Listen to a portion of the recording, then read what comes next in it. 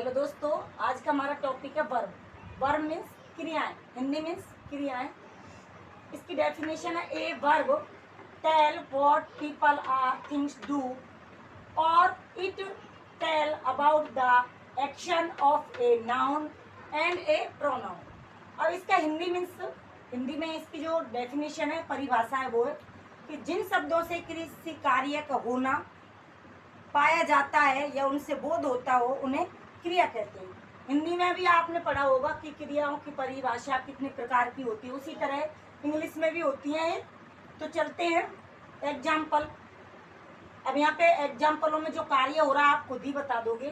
प्रीति rights, प्रीति लिख रही है। दे प्ले, वे खेल रहे हैं। तो यहाँ पर कार्य हो रहा है, काम हो रहा है। यहाँ पे क्या काम हो रहा है, क्या क्रिया हो रही है? राइट्स, लिखा जा रहा है। प्ले, खेला जा रहा है। तो ये यहाँ पे क्रिया हो रही है। और इसके काइंड ऑफ वर्ब, वर्ब के काइंड कितने हैं आपको पता होगा। वर्ब के 4 काइंड है। ट्रांसिटिव वर्ब, इंट्रांसिटिव वर्ब मतलब सकर्मक क्रिया, एकर्मक क्रिया। और थर्ड है हेल्पिंग वर्ब क्रिया। और फोर्थ है लिंकिंग वर्ब, इसको जोड़ने वाली क्रिया भी कहते हैं।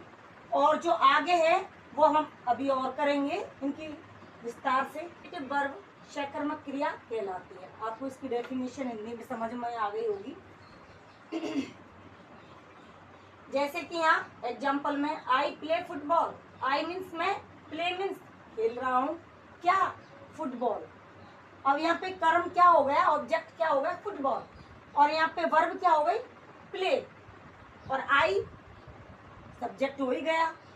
तो इंट्रांजिटिव वर्ब वे क्रियाएं जिनमें ऑब्जेक्ट की आवश्यकता नहीं होती है, बल्कि इनके बिना ही वाक्य का अर्थ पूरी तरह समझ में आ जाता है। ट्रांजिटिव वर्ब एकर्मक क्रिया कहते हैं।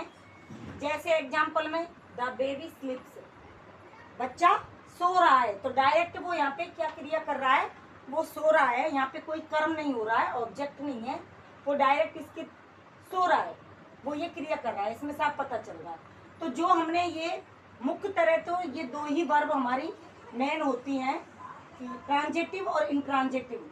और जो हमने और है वो 2, उनका कोई सेंटेंस इतना यूज में नहीं आते। सारे सेंटेंस इनसे ही आते हैं और इन्हीं का सारे सेंटेंसों में, वर्बों में यूज होता है। तो इनको ही ध्यान से पढ़ा जाए। Thank you everyone.